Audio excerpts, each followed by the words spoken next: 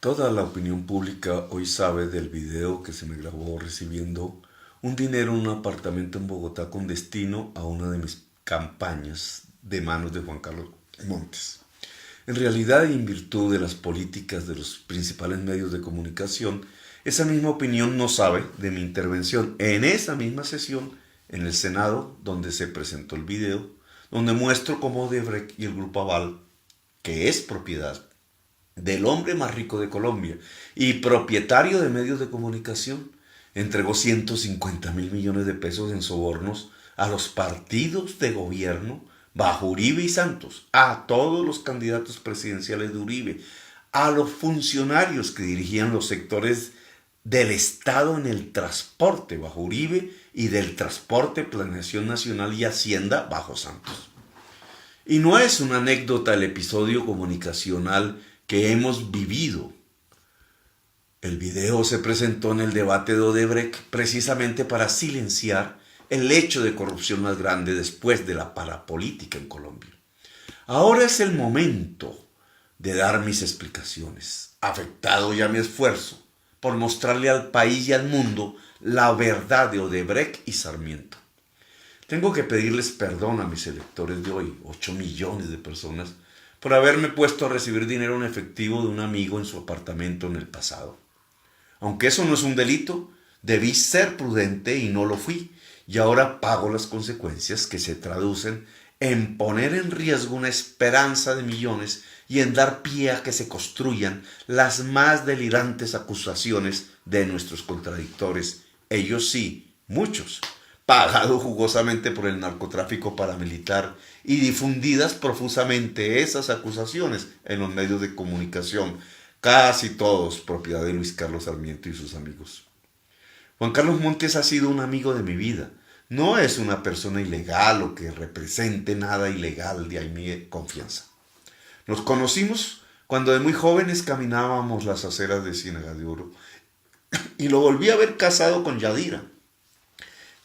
Yadira es de una familia de Bolívar, sur de Santander, que decidió apoyar con todo al entonces M-19. Allí en ese lugar, en Alto Nogales, pusieron preso por primera vez a Carlos Pizarro. Y allí capturaron a la hermana de Yadira, cuñada de Juan Carlos. La torturaron con tal sevicia que salió demente del cantón y nunca más recobró su cordura hasta que murió hace pocos años. Juan Carlos Montes se vinculó a la actividad que el joven movimiento político nacido de La Paz efectuó en Colombia, la constituyente de 1991, y allí nos volvimos a encontrar y nos hicimos amigos. Montes me acompañó en mi frustrada campaña al Senado en 1994. Puso su carro Volga al servicio de la campaña, cuyo cuadro directivo solo lo conformábamos él y yo. Él manejaba el carro, al cual había que amarrar con cabulla al capot, y nos íbamos por todas las trochas de Córdoba y Sucre buscando pueblo. Él era el gerente general de la campaña y yo el candidato. No obtuve sino 12.000 votos y perdí. Adolorido me fui a Europa y desde allí le escribí. Juan Carlos Montes guardó las cartas y los cheques que no pude pagar de la campaña y las fotos, y guardó incluso el carro Volga como una reliquia. Tiene una conducta obsesiva en guardar y registrar todos los momentos de su vida. Mi flamante gerente de campaña en el Caribe al Senado de 1994 se dedicó después de mi derrota a lo que sabe hacer, sus obras de ingeniería. Sobrevivió como pudo en un mundo plagado de grandes pulpos contratistas que le cierran el camino a la mayoría de los ingenieros de Colombia. Fue por los pueblos costeños buscando obras que hacer. Nunca se plegó a la politiquería corrupta que le exigía coimas a cambio de contratos. Lo recuerdo en un lote de su propiedad donde iba a ser su casa familiar, en su propia tierra, bajo un techo de palma, con el Volga al lado en peligro de oxidación, resistiendo la doble calzada que se construía de Sincelejo a Corozal, que preciso cruzaba por encima de su lote. Fue el último que pudieron expropiar para hacer esa obra y poner el peaje en beneficio de los amigos contratistas del presidente de turno. En esa búsqueda logró que los habitantes del municipio de Ricaurte, en Cundinamarca, lo aceptaran como ingeniero interventor de la construcción de un pequeño barrio de vivienda social que se estaba construyendo en Guadua por un arquitecto que le había hecho las casas de Guadua a gente muy rica de Colombia al pie del barrio para pobres, en un lugar llamado Peñaliza. Las señoras del barrio de Ricaurte van todos los días a hacerle los oficios domésticos a familias muy poderosas que deciden bañarse en piscina en las casas estilo Balí en Peñaliza hechas en Guadua. El arquitecto experto y obsesionado en ese bambú colombiano que llamamos Guadua y que puede ser tan fuerte como el acero en la construcción, decidió un acto de justicia social y quiso hacerles en Ricaurte un barrio donde vivir con ayuda del municipio. Así se juntaron Simón Vélez y Juan Carlos Montes, tratando de reducir al máximo el pago al interventor. Simón quedó muy sorprendido que éste le dijera que podía trabajar gratis porque primero estaba la gente que le había aceptado su labor de interventoría. Simón no entendía de dónde salía esa fuerza para trabajar, incluso gratis, por defender una comunidad, y desde entonces se volvió amigo de Juan Carlos. Juan Carlos se inundó entonces de la filosofía de la Guadua y decidió presentarme a Simón, y al conocernos también me dejé influenciar de esa filosofía, lo confieso. Fui muchas veces a la casa de Simón en la Candelaria. Conocí sus hijas, sus nietos, sus charlas, sus excentricidades. En el fondo, su sencillez en un mundo donde ganaba mucho dinero, que guardaba en tarros de la cocina o dejaba encima de las mesas, porque es adverso a tener su plata en bancos o tener tarjetas. Dice que lo que se gana debe ser gastado de inmediato. Creo que Simón frente al sistema financiero tiene toda la razón. En ese momento no sabía que con mis visitas quedaba en medio de la obsesión de Juan Carlos por registrar todos los momentos de su vida y el DAS que me seguía a través de mis propios escoltas, registrando hora a hora todos mis pasos y comunicaciones, los pasos de mis hijos, de mi esposa, de mis padres ancianos, de mis hermanos, de los computadores de mi oficina, de mis amigos, de Simón y de Juan Carlos. El DAS es la oficina de inteligencia del presidente de la República y el presidente era Uribe y yo le estaba descubriendo los nexos del paramilitarismo con sus amigos políticos y su propio papel en la conformación de esas estructuras sanguinarias dedicadas al narcotráfico y que han asesinado 90.000 humildes colombianos, el grupo responsable de la mayor parte de las muertes en Colombia. El DAS juicioso con el presidente le entregaba las minutas de mi seguimiento y por tanto las reuniones con Simón que hablaban de la Guadua fueron a parar en los informes al presidente con carácter reservado. Juan Carlos me acompañó en todas mis aventuras políticas, me acompañó cuando decidí recuperar con Navarro un proyecto político que había sido destrozado electoralmente, el M-19, y fundamos Vía Alterna y volvimos al Congreso de la República con la mayor votación de Bogotá. Montes miró de inmediato a su tierra, Sincelejo, asolada por el paramilitarismo narcotraficante, y empezó a llevar al nuevo congresista a la tierra donde habíamos tenido amores y desencantos. En una conferencia que di en la Universidad de Secar de noche, vi una estudiante de ojos azules que me llamó profundamente la atención. Después de la conferencia fui a dormir a casa de Juan Carlos y Yadira, que quedaba precisamente en diagonal al DAS en Sincelejo, y allí, como siempre, preparó una reunión política con jóvenes y personas interesadas en la Vía Alterna. En esa reunión un señor de cabello claro y gafas me abordó y me dijo algo que nunca se me olvidará.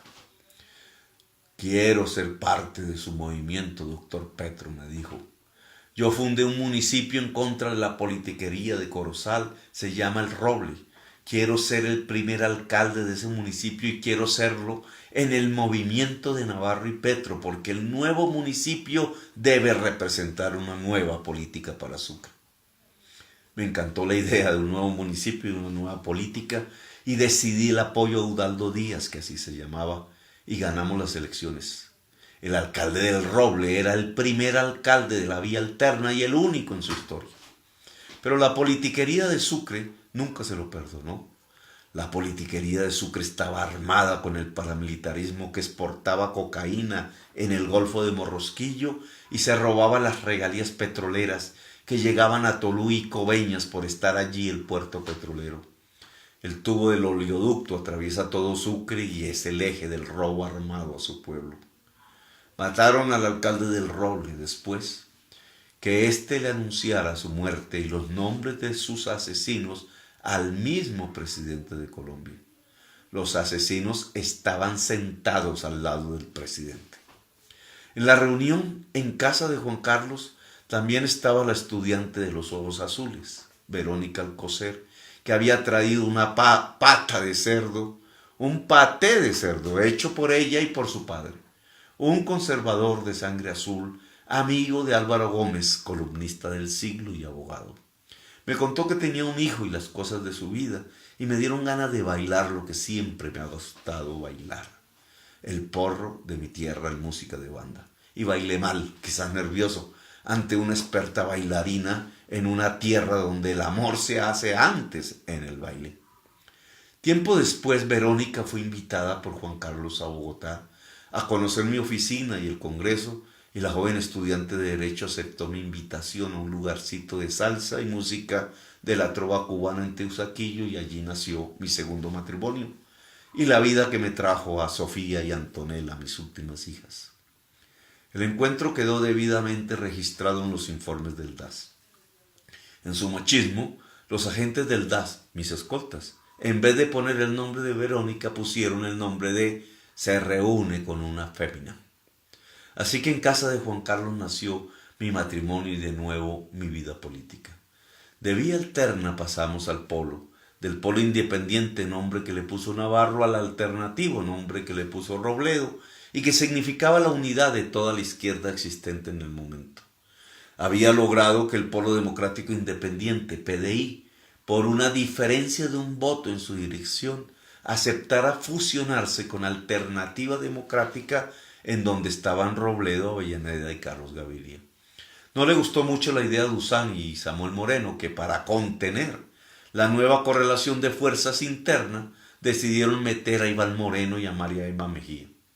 Así surgió el Polo Democrático Alternativo, PDA, y luego se citaron elecciones para delegados al Congreso de la Unidad, que sería el Congreso Constitutivo del movimiento. Llamé a mi gerente del 94 a una nueva aventura: tener fuerza suficiente al interior del polo, eligiendo la mayor cantidad de delegados en las regiones y en la lista que encabezaría a escala nacional, para conformar la dirección nacional y el ejecutivo del polo, elegidas en el Congreso de la Unidad en junio del 2005. Mi propósito no pasaba por ser candidato presidencial. Mi sesgo mental, que me llevaba a aceptar las viejas jerarquías del M-19, me hacía apoyar la candidatura presidencial de Navarro, y mucho menos pensaba en que iba a ser alcalde de la ciudad de Bogotá. Me parecía mejor María Emma para la alcaldía en contra de Samuel Moreno, y desgraciadamente perdimos ese esfuerzo. Lo que me proponía en ese entonces era encabezar la lista al Senado del Polo Democrático y sacar la mayor votación del país, pensando que mis debates sobre la parapolítica podían derrotar el voto comprado de las maquinarias. A la postre me ganó Vargas Lleras y un López de Córdoba.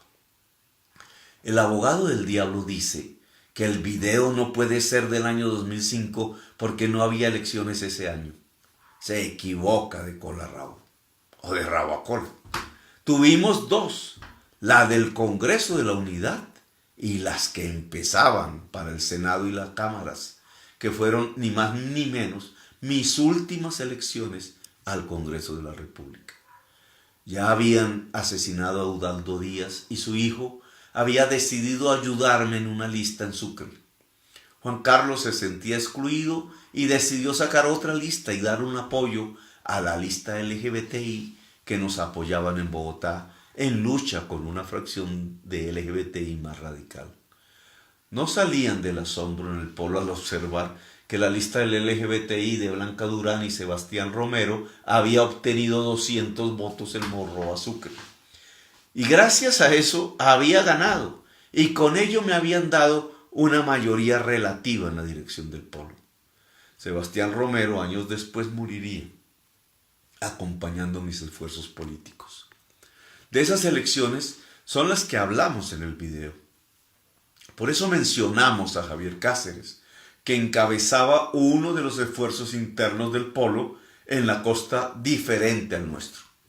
Las elecciones para el Congreso de la Unidad necesitaban recursos económicos y yo no los tenía, como me sucede casi siempre en mis actividades políticas.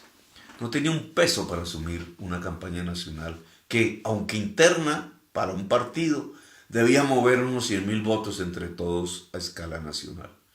Quería sacar un periódico que se repartiera a nivel nacional con las cabezas de listas regionales y la mía.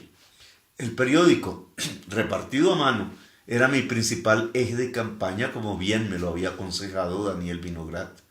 Pero era muy caro y al final solo sacamos pequeños panfletos sin mayor unidad comunicacional. No existían entonces las redes sociales. El cometido de conseguir algunos recursos se lo di a mi antiguo y flamante gerente caribeño de mi campaña fracasada en 1994, Juan Carlos Montes. Y él buscó a sus amigos, ingenieros y arquitectos, y a nuestro amigo común, Simón Vélez.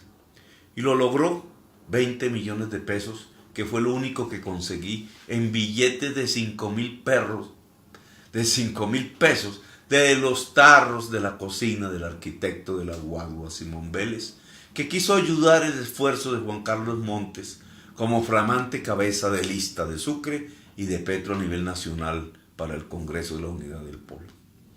El acto quedó debidamente registrado en la grabación que el mismo ingeniero Montes realizó en su casa en el barrio Nueva Santa Fe del centro de Bogotá, en el mismo lugar donde en arriendo había vivido yo mismo por cerca de 2 años con mis hijos, Andrea y Andrés, que aún no lograban hablar español, dado que se habían criado en mi exilio dorado en Bruselas con mi primera esposa. Mis recibos de pago de arriendo quedaron meticulosamente guardados en los archivos de Juan Carlos y aún los conserva como reliquias de ese tiempo. Yo había observado la cámara de casete VH5 que apuntaba a la mesa. Con mis instintos de hombre que ha vivido la clandestinidad, me dieron ganas de apuntarla a otro lado, pero no tenía nada por qué desconfiar de Juan Carlos y no conocía su obsesión por registrar los momentos de su vida. No sabía que Juan Carlos guardaba cierta aprehensión sobre mí porque había observado mi actitud displicente hacia los viejos amigos cuando iniciaba caminos nuevos en la política. En alguna ocasión Cristina, una antigua militante del M-19 que tuvo que salir al exilio a Francia, me ofreció su casa para hospedarme en París y al regresar esporádicamente a Bogotá, quiso visitarme en mi oficina del Congreso y yo apenas la atendí, dado que estaba en medio de la tensión que me produjo un terrible debate que iba a ser. El ojo observador de Juan Carlos, quien era amigo de Cristina y había conseguido su ayuda en París y ahora la acompañaba en Bogotá, registró mi actitud y pensó que a él le sucedería lo mismo. Eso lo llevó a la desgraciada idea de grabar con la cámara de casete mi reunión con él, donde me daría el aporte del dinero recibido en fajos de 5,000 pesos de los tarros de cocina de Simón Vélez. En la conversación dice Juan Carlos que consiguió el dinero prestado del arquitecto. El casete lo guardó durante 14 años y al final de la alcaldía en Bogotá me lo dio a conocer. Juan Carlos estaba muy herido porque lo habían despedido de la unidad de mantenimiento, dado que su nuevo gerente, Juan Carlos Abreu, quería un equipo de su confianza y la antigua directora, María Gilma, había enfermado de cáncer y de su mente por la presión que la prensa ejerció para sabotear las labores de la máquina tapahuecos, que habíamos contratado de una empresa inglesa que la inventó y que había demostrado su eficiencia y su bajo costo, pero dañaba los jugosos contratos que se hacían para arreglar la malla vial de Bogotá con viejas tecnologías y con muchísima ineficiencia. Fue un momento para Juan Carlos y su familia difícil y no comprendían cómo, después de tanto esfuerzo conjunto, recibían un despido como resultado. He separado hasta donde puedo la contratación pública de mis amistades. Me causa molestia extrema ayudar a familiares que llegan a pedirme empleo cuando estoy en esa capacidad. Y demando de mis amigos algo que hoy es anacrónico, pero que aprendí en el M19. Sacrificio. Quizás soy muy duro en eso.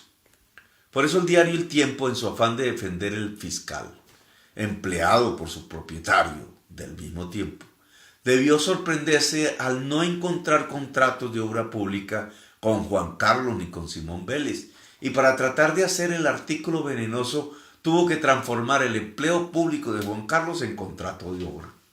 Quizás en Juan Carlos y en Simón y en muchos de mis amigos, algunos los pierdo rápidamente, existe ese mismo sinsabor. Petro no tiene quien le hable al oído porque si se le habla toma la dirección contraria. Petro no ayuda a sus amigos, etc. Mi propósito no es hacer de la política un negocio, como es la mayor parte de la política en Colombia.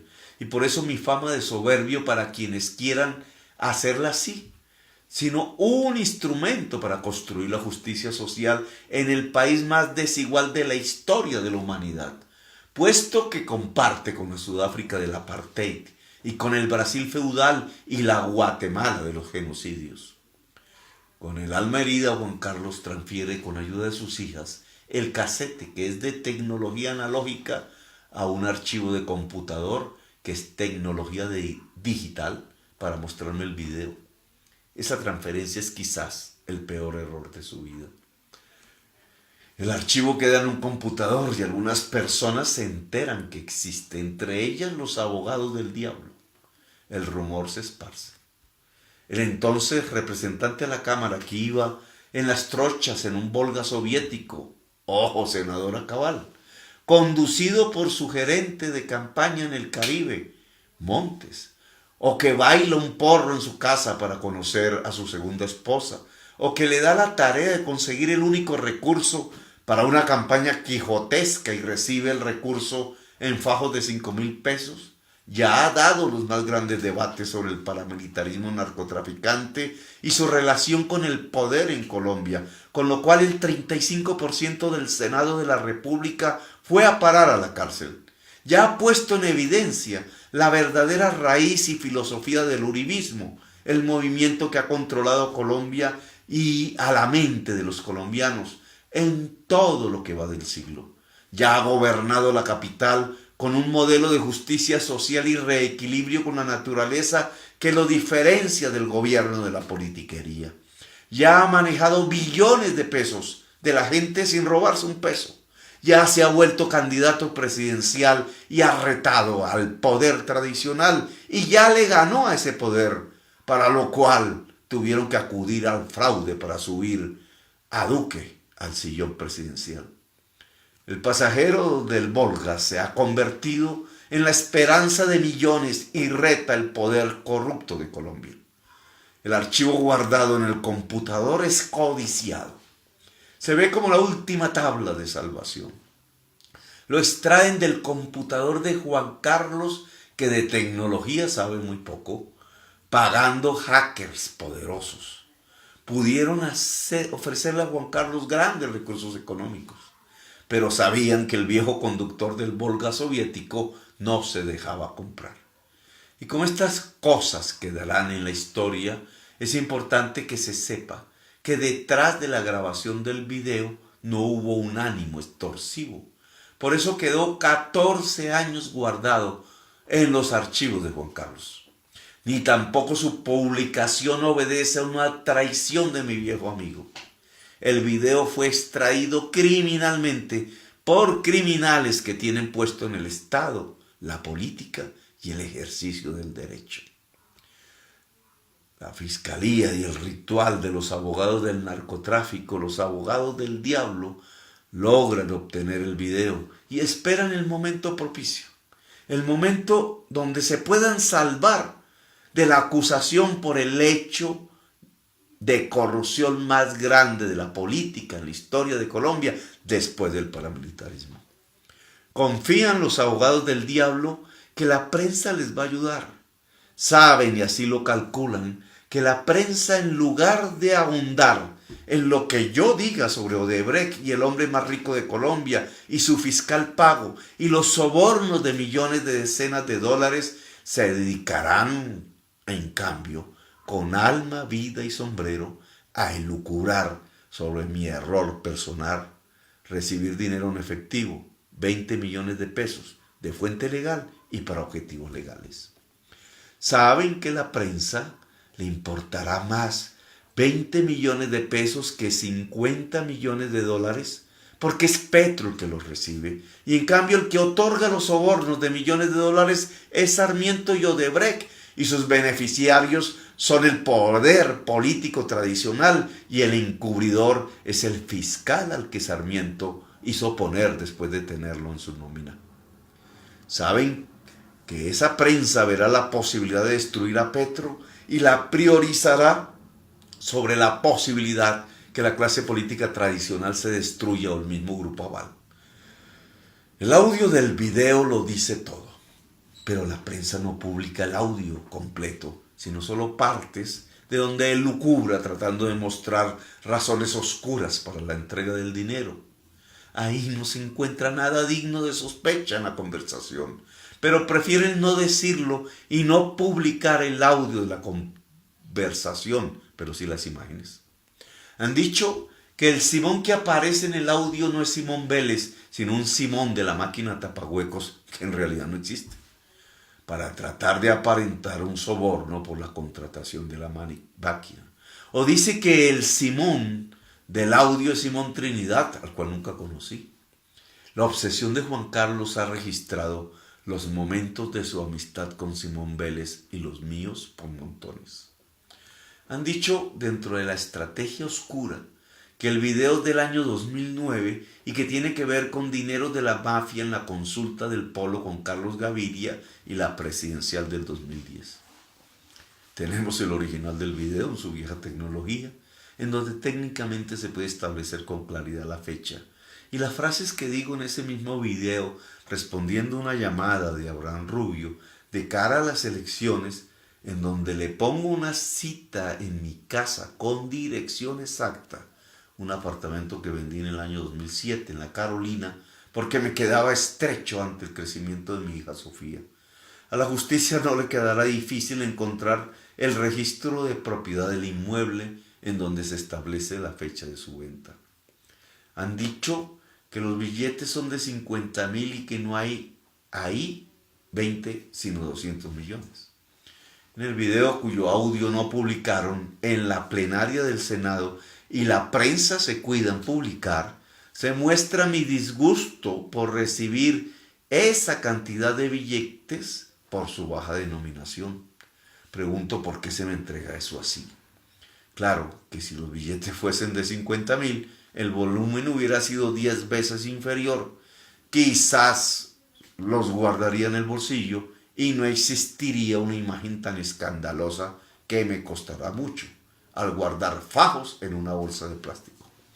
Pero en el mismo video sale mi preocupación y disgusto, porque los billetes que ojeo y que salieron de los tarros de la cocina del arquitecto Simón Vélez son de baja denominación. Han dicho que por qué dije que era un préstamo y el arquitecto y su hija han salido a desmentirlo.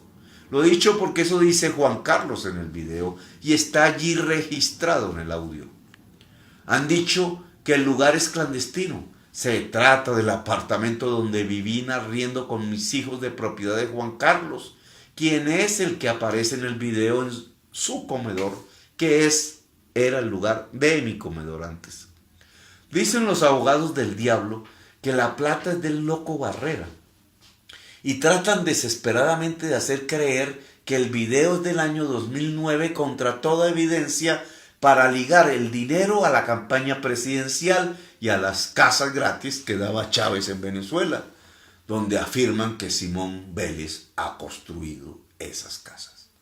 Nunca he tenido ninguna relación ni directa ni indirecta con ese señor Barrera. Todos los gerentes de mis campañas, desde el primero que lo fue Juan Carlos Montes y Casanova, hasta la última que fue Blanca Durán, han recibido una perentoria indicación mía. Jamás dinero del narcotráfico o donaciones del sistema financiero. Han sacado un Wikileaks de un comunicado de un embajador de los Estados Unidos a su gobierno hablando de mi posición sobre los procedimientos de lucha contra el narcotráfico que he hecho público en Colombia durante años, como si se tratara de una política a favor del narcotráfico. Quien ha denunciado a los políticos amigos del narcotráfico he sido yo. En ese comunicado se informa que yo he solicitado que, dado que Uribe decidió extraditar a los paramilitares por narcotráfico, para silenciar sus confesiones por delitos de lesa humanidad en Colombia, solicito que se lleven a sus familiares para que puedan decir toda la verdad allá, pues amenazan de muerte a sus hijos y esposas en Colombia para que no hablen. La verdad no es estar a favor del narcotráfico, es estar a favor de la paz. Tratan los abogados del diablo hacer ver que el video es del 2009 para hacerlas coincidir con declaraciones que di sobre el narcotráfico con mi propia propuesta en ese año. Pero olvidan que durante todo el debate sobre el paramilitarismo en el Congreso, sostuve esa misma propuesta, verdad a cambio de beneficios jurídicos y sometimiento a la justicia colombiana, en vez de negociación política con el gobierno en respuesta a la negociación que Uribe se hacía políticamente con los paramilitares y que son procesos de antes del año 2009. En el debate sobre el paramilitarismo en Antioquia el 17 de abril del 2007, expreso la propuesta sobre un camino diferente de lucha contra el narcotráfico a lo que llamo un pacto por la verdad, que me reportó las críticas de Jorge Robledo en pleno debate. En el 2009, el abogado del diablo dice que había una alianza entre el Loco Barrera, Chávez, las FARC y Simón Vélez para exportar la revolución a Colombia, y que cuando fue capturado el Loco Barrera, en el año 2012, yo comía en la mesa con el mismo Chávez. Delirio extremo. Chávez murió en el 2012. No podía comer en la mesa con él. Y quien captura al Loco Barrera es el mismo gobierno venezolano y lo extradita a los Estados Unidos. Y Simón Vélez no piensa en traer una revolución a Colombia. Apoyó a Uribe, es conservador y es amigo e inscriptor de la candidatura presidencial de Germán Vargas Lleras en el año 2018. ¿Cómo se podría entender que si la delirante idea del abogado del diablo, una alianza entre Simón Vélez, la FARC, el Loco Barrera y Chávez, fuese orquestada por mí o yo participara en ella, entonces iba a confesar que los dineros que se me entregan son de Simón Vélez? La fama mundial de Simón Vélez está bien ganada. Hasta el cantante Bono de YouTube vino a su último matrimonio por una obra arquitectónica que es orgullo de Colombia. Su trabajo en la Guadua no es una simple excusa para encubrir el narcotráfico. Es evidente que la vida de Simón Vélez es la arquitectura y la Guadua. Claro que no desconozco que cantantes, pintores, arquitectos, abogados hayan vendido sus servicios a compradores colombianos que terminan siendo la mafia. Esa es la tristeza de nuestro país. Muchísimos abogados, entre ellos el abogado del diablo, se han hecho multimillonarios por vender sus servicios a las mafias, y por eso es que se les puede llamar los abogados del diablo. No hay sino que hojear la carpeta Itagüí que hizo el DAS para darse cuenta de ello. Por eso me la han robado de mi computadora apenas hace unos días, usando la misma técnica de hackers con que se robaron los videos de Juan Carlos Montes. En el 2005 Simón Vélez es para mí una joya de la arquitectura colombiana y por eso recibo sus dineros. Si un solo narcotraficante, directa o indirectamente, me tratara de sobornar con dinero, lo mando para la sexta porra, como diría mi mamá.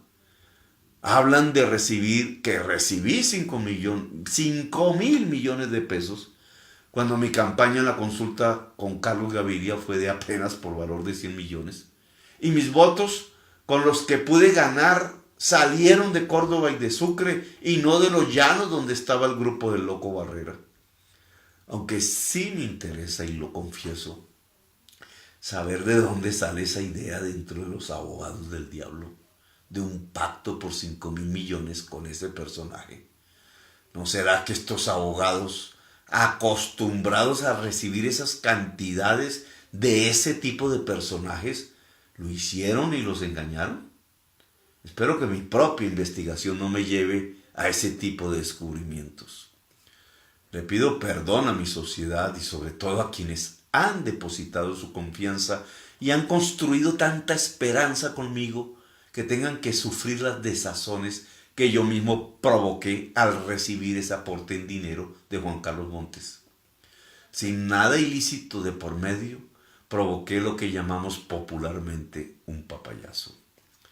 Tratarán de basar su estrategia en destruirnos políticamente y llevarme a prisión para impedir mi próxima candidatura.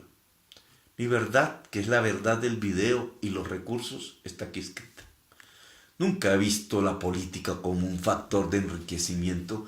Si lo hubiera visto así, no hubiera ingresado al M-19, donde lo que se podía recibir a cambio de luchar por un mejor país era la tortura y la muerte. No tengo tierras, ni carros, ni recursos en el extranjero. Mi casa tiene una enorme deuda que con los embargos del presidente de la República y el contralor de Vargas Lleras no creo que pueda salvar. Está a la venta, pero los compradores, cuando se enteran que soy el padre en la propiedad familiar, no la compran. Mi sueldo actual de congresista se reduce por orden presidencial a través de la multa de la superintendencia, dado que la superintendencia es una oficina del mismo presidente, a menos que lo que ganaba como alcalde. No obtuve sino mínimos ingresos el año pasado, porque las universidades se negaban a dejarme dar clases y tuve que pedir préstamos y en efectivo porque no tenía cuentas bancarias para poder comer. Un amigo me ayudó a pagar el colegio de mis hijas. ¿Será ese un ciudadano que ha recibido 5.000 millones de pesos de la mafia? Me pregunto yo. Sé el tipo de mafia al que me enfrento. Lo confieso, es peor que la del paramilitarismo. Al final, los hombres y mujeres que se meten en la violencia para sacar dineros fáciles del narcotráfico y se degradan en esa guerra, saben de qué se trata y reconocen su degradación y como todo ser humano tratan de superarla. Es la condición humana que permite las máximas obras del arte y que provoca las revoluciones. La condición humana es la base de la esperanza. Pero esta mafia a la que nos enfrentamos hoy no tiene ni idea de su propia degradación. Cree que es normal y que es el designio divino el que el Estado les pertenezca. Creen que todo político les debe rendir pleitesía si reciben el privilegio real de asistir a sus cócteles. Creen que el territorio de Colombia es para sacarle todo el jugo posible en miles de millones de dólares en contratos siempre mal habidos. No pueden creer que no pueden sobornar para ganar porque lo consideran normal. Así se hacen los negocios, dicen. Han llevado a Colombia a la ignorancia al quitar el espacio financiero a la educación, porque se llevan esos dineros a la contratación de grandes obras públicas en cemento y asfalto, que es de donde pueden llevarse todos los dineros de las regalías del boom petrolero y carbonero, que codician. A los políticos les dejan las migajas. Se llevan los recursos de los trabajadores esperanzados en pensión para financiar sus propias estrategias de inversión. El Estado queda quebrado y los trabajadores se quedan sin pensión. De un solo plumazo se quedan con decenas de miles de hectáreas de la nación y se compran los medios de comunicación para poner los periodistas a su servicio. Esa mafia quedó al descubierto en el caso de Brecht.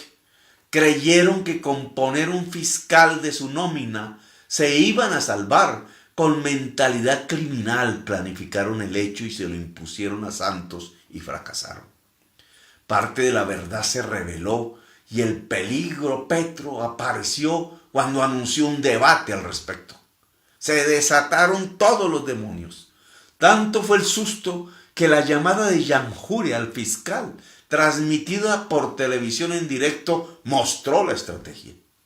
El fiscal ligado a Odebrecht y Sarmiento había recurrido a los abogados del diablo y al mismo diablo para salvarse.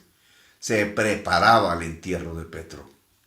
Por eso amenazaron a la hija de Juan Carlos Montes y la obligaron al exilio. Por eso amenazan a mi hermano y a mi madre. Por eso me amenazan. Pero mientras esté vivo, mi vieja idea de hace 40 años que me llevó al M-19 sigue en pie y actuante. Construir un país justo y transparente. Si en este empeño llego a desaparecer moralmente, o políticamente, o físicamente, sigan con el empeño porque Colombia se lo merece. Gracias por haberme escuchado.